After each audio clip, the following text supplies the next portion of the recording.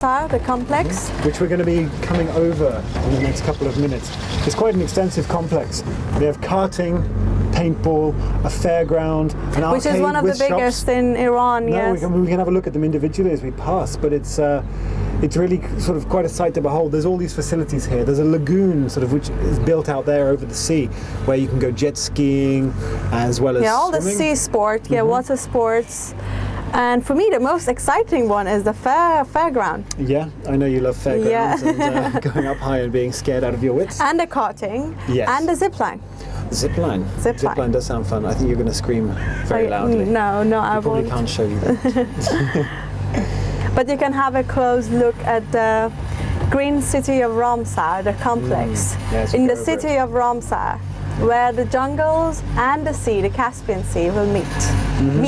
Yeah, they do. I mean, we're actually coming over an orchard just now where I think there's fruit growing, or some fruit trees down here, which show you. Oh, we can see this. What is this one here? You know that one? Which one? I can't see. The one with the orange flowers on it? Ah, pomegranates. There are pomegranate trees here. Or anar. Anar, as we say in Farsi. Which is a very important fruit, very important symbol. There's some people that work in the gardens. Yes. It's very nice. And as you can see, if you look along here, we've sort of come down just above ground level and we're coming for a sweep across Ramsar Green City.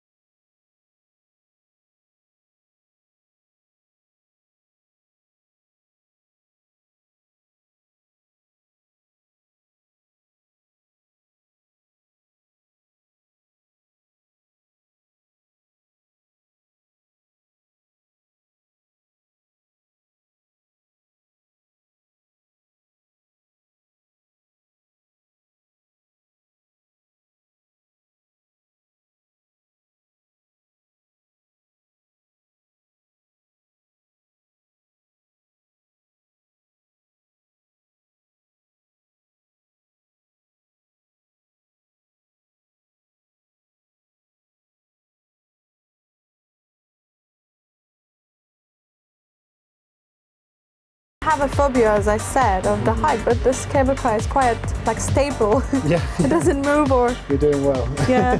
I had a bad experience, you remember, before with the cable cars, but this is quite stable and fixed. You know what, something about this area and this city, it's very different because it's like the architectures and the city itself still has the traditional environment. Yeah, people still wear their traditional clothes here. People still do their traditional rituals and all here. No, and at the same time, it's benefited from some really good urban planning. So it's not just like a resort where hotels are stacked one on top of another, as you might find in Spain or Italy. In some resorts, in some places where it just feels like you're being boxed in. Here, it's really spread out, really nice, and peaceful, as I think we've so you should definitely come to Iran, then come to Ramsar, and after Ramsar, come to the green city of Ramsar. Yeah, it's this is the karting. Well, there's two. There's a small one for beginners and a. I think the small one is for kids. That's what. Yeah. Beginners, kids. So there are two here, and we've seen a few people going around them already today. Oh, and look at those people. That's swing. That's what you want to be. Yes, on, right? yes, the swing, and we can hear people scaring. They're scared and screaming. Yeah, yes, we can hear the screams of people from here already, which is a good sign, not a bad one. It's so colourful, isn't it? No, I mean today we've seen a lot of families. We've seen individual tourists, people here on day trips, as well as those who are staying here overnight or maybe for longer periods. And there are rooms, hotels, and huts on the top of the mountain. Yeah, at the top. And down the bottom. And down the bottom. But you can have either the seaside choice or in the woods. Yeah. They have the honeymoon suites. They have different types of suites. Yeah.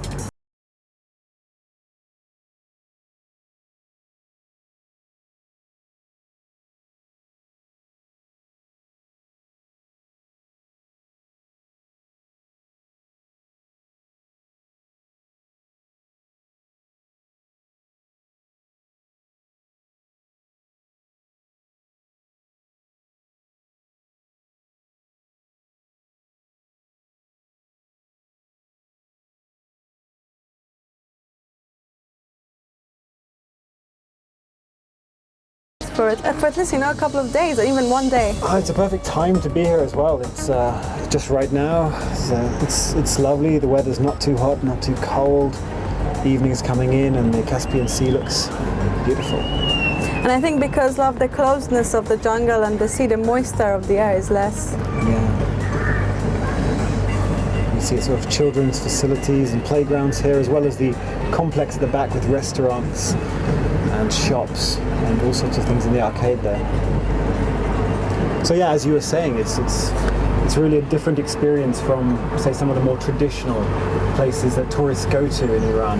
We know the beauty of Shiraz, we know the beauty of Isfahan, but here, something different, something which is combining nature. If you love nature, just come here. And if you love food, come here. Nature, the food here. Entertainment, there is the local culture as well, and there's the sea. Yeah, and the seafood here are the best. Yeah, very different from the southern ones as well. No, we're nearly done, sadly. Oh, We have to get off. that was too quick. But we can go to the fairground. Yes. I think once it's late at night, it'll be all lit up and we can see it in its full glory. We're almost there. We're gonna cross over the street and then we're gonna be there.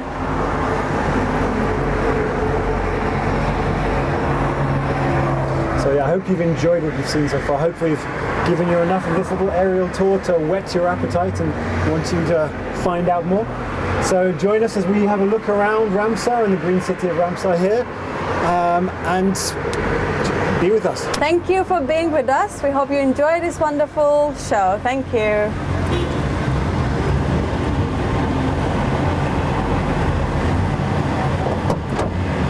I want to do paintball.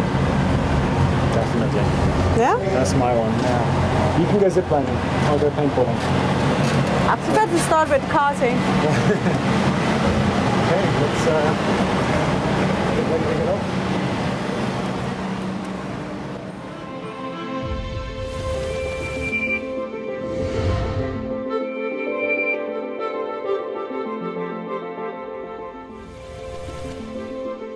Hello and welcome back with Iran Travel Guide. We are here today with you from the city of Mashhad in northeast of Iran.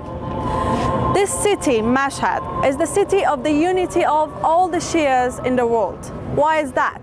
Because of the placing of a holy shrine of Imam Reza, who is the 8th Imam of Shias. His burial place and his mausoleum is here in the city of Mashhad, which is a big complex, and it's not only his burial place. No, there are 11 big courtyards here. We're in one of them. The main courtyard is behind us. With the shrine itself, the entrance is in there as well. Each of these courtyards serves a different purpose and is named after different things such as freedom, revolution, and other concepts which are important to Shia and to Iran. The most important part of this complex is, of course, the burial place of Imam Reza. But what makes it very special and what makes it beautiful is how people from all over the world, all the Muslims, all the Shias from different places and different countries come here to pray, to stand in the same line and pray for the same reasons. Yes, there are Shias who come here, but also Sunnis. As well as the Muslims who come, there are non-Muslims, Christians, Jews, other ones who want to experience the holiness of the place. Like any holy place, whether it's the Vatican or indeed any sort of holy monument, there's an atmosphere here.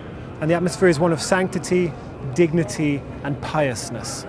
Let us give you some information about the complex. The complex is a big complex which has a university, different halls, of course 11 courtyards, some cemetery, and different parts for visitors. Yes, there are even dining halls and places where pilgrims can come, rest, relax, enjoy their time here and worship in the way that they want to.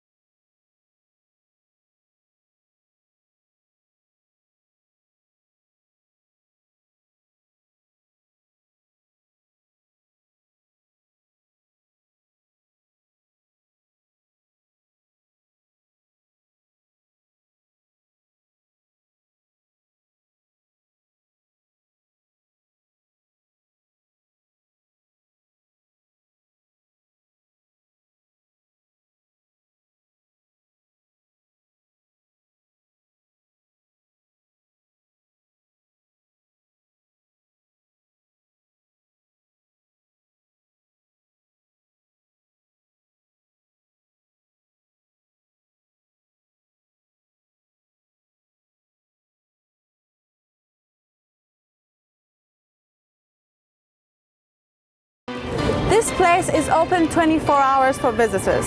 So there are some people, over 25 million people coming from all around the world and from Iran to here. They can come here, stay overnight, pray the whole night. Depends on which time of the year, for what reason they come here and pray. Yes, Mashhad as a city has really grown around this shrine. It's a huge complex. It takes up over 600,000 square meters in its entire footfall. The city is a big portion of it devoted to this. It's surrounded by gardens as well. The tourism industry has spawned out of here with hotels, banks and other facilities growing around the industry here. Originally, the shrine was very small. Imam Reza died in about 800 AD, in the 9th century, which means that since then, a huge amount of time has passed. This place has been ruined a couple of times and has been renovated again and again. But the people of Mashhad has always tried to keep this place, preserve it, and try to fix it any time that anything happened to it. Yes, they've kept the tradition alive, the tradition of coming here to worship, but also to ask for guidance and ask for spiritual favors. There's a tradition here by which you tie a ribbon around the shrine inside, which is made entirely of gold. And by tying it there, and if you're a believer, the belief is that your wish will come true. People wish for good health, for money, for their family to do well, and for success in their job.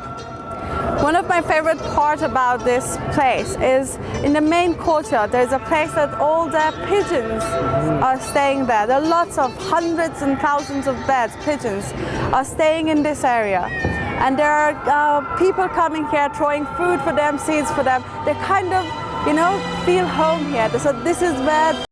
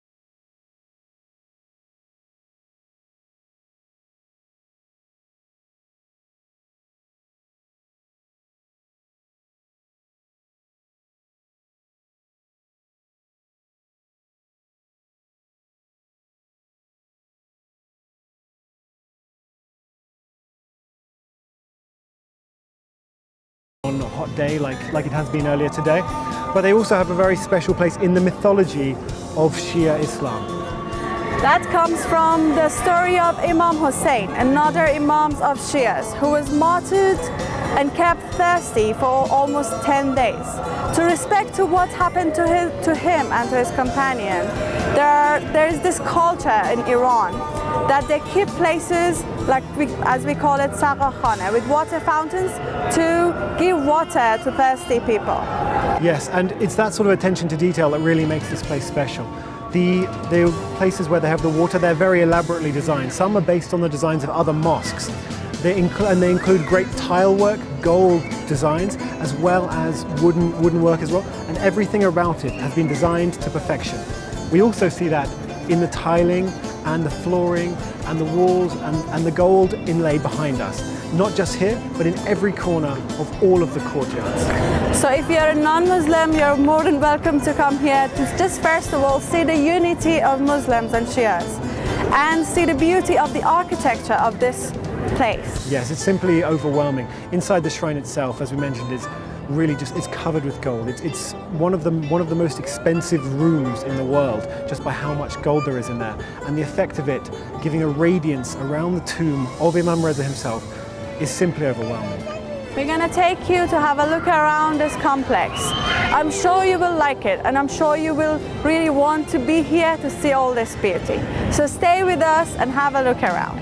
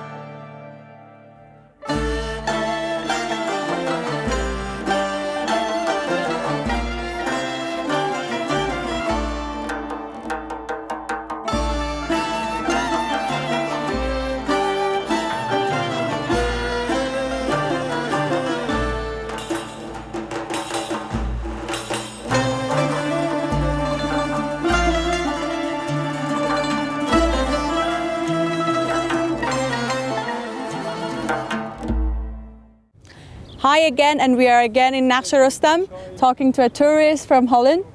Hi Baron, how are you? Good, how are you? Very good, thank you. Have you had a chance to look around yet? No, not yet. Just arrived. You're the first guys to approach me. Okay. Sure. What do you know about the ancient history of Persia and here specifically? Well, almost nothing, to be honest. Okay. It's the reason why I came to Iran. Well, to learn about the culture and the people mostly. Sure. And alongside of that, look at the major sites. Very good. So I know very little about the country itself. Okay. But you were interested in the culture and the history? Yeah, for about 2 years. I was once going by train through Turkey. Okay. And it crossed my mind how easy it was to go to Iran. But then I didn't have a visa yet, and I had to go back to Holland soon. Sure. So it kept it on my mind for about 2 years. Sure. And now you're making the trip to find here. out. How does it look, Iran, as a country? Like, is it very different from what you thought before, or is it close to what you thought it would be? Because I had very long time to prepare myself. It's what I expected of it. Okay. Yeah. Okay. Cool. I mean, you've been here for just a couple of days, but how has it been so far? How have you enjoyed it? Well, the people are very nice. It's what you hear all the time. Yeah. So it's maybe a bit stereotypical almost, but I find it to be very true. The first day I was here, a man approached me from Tehran. He was just in Shiraz for a few days, and he showed me around the city the whole day. Great. That's He just very came nice, to yeah. me, said, "Where are you from?" Holland, and we walked around. Okay. So you had a guide. Very nice. Yeah, very an unwanted guide, but yeah. Well, I didn't mind, of course. Yeah. But, Absolutely. yeah. And what are you looking forward to most in Iran? I mean, you say you come for the culture. What are you looking forward to seeing? What sights? Just conversing with people, see what the people are like. Yeah. And especially because the country is viewed different in the West mainly. Sure. To tell people what it's really like Yeah. from first-hand experience, pretty Great. much. Yeah. Great. Sure. Yeah. And if you were to describe, if you were to describe what you've experienced so far, just in a kind of a simple message for the camera, what would you say to the people watching about Iran? If you're interested in going to Iran, I would say just go for it. Apply for the visa is the hardest part, I think. But once you're here, it's all good. Sure. Great. Okay, Thank great. you very much. Thank you so much for your time. Yeah, brilliant. And we don't. Enjoy your day and the rest of your time here. And Thank really you. nice to have met you. Yeah. So, Nice to great. meet Thank you. you. Okay. Thank you very much. Thank you. Cheers. Thank you very Okay. much. Thank you. Okay. Cheers. Now, could you just tell me about this? Oh yes, sure. Yeah. And let's just So we can give him some information about this place. This is we called can- Naksh Rustam. Yeah. So basically, it's a burial place of 4 of the Achaemenid kings. And there are some reliefs down. You see the carvings. Those belong to Sassanid period, like 700 years after Achaemenid dynasty, which is like basically these reliefs or these pictures were the media of that time, like the newspaper of that time. Through these images, they would show like Show what what is things happening happened, in the yeah. country, who is the king, what was the victories, or like what was happening, basically So what is everything. the time span of this? Is it? I mean, the earliest one of these is about Belongs to 1,000 years, 1,000 BC. the earliest. Yeah, the earliest. The earliest like bits here, but, Yeah. but the tombs themselves are from about 400 to 200 BC, and then the inscriptions are later. They're sort of 500 AD, 500 after Christ. The reason you can see a lot of blank bits here and there is that one of the later kings didn't like some of the inscriptions because they were from a different dynasty, so he carved them all off. Yeah. Okay. Censorship over time. Yeah. But this is the Darius the Great. Yeah. So this is his Like, tomb. he was one of the ones who was most important in founding the Persian Empire as Yeah. it was then, and then his son is. I don't know which one is exactly is one of the his others. son's. We haven't gone around to all of them yet, but that's his, and then there's his son, and then 2 of his other kings who came later. And the reliefs, as I told you, it belongs to Sassanid time. So in that one, you can see like Shapur, the king of Sassanid, who won a war against the Romans, and that is like the king of Roman, Valerian, Right. kneel down Please in front of forgive him. me. Oh, yeah. it's the king. Yeah. The king on the horse and the Roman king, Roman Yeah. emperor down Yeah. there. And the shape is very interesting. It's like the four sides of the cross Yeah. to symbolize the four elements of the ancient religion: fire, earth, air, Oh, water. right. Yeah. Yeah. So how did you two meet? We're married, but we met in India. We're All right. traveling, Yeah. and we've Okay. been out of Iran for 5 years since. No, sorry, 3 years since. You've been out for 5 years. Yeah.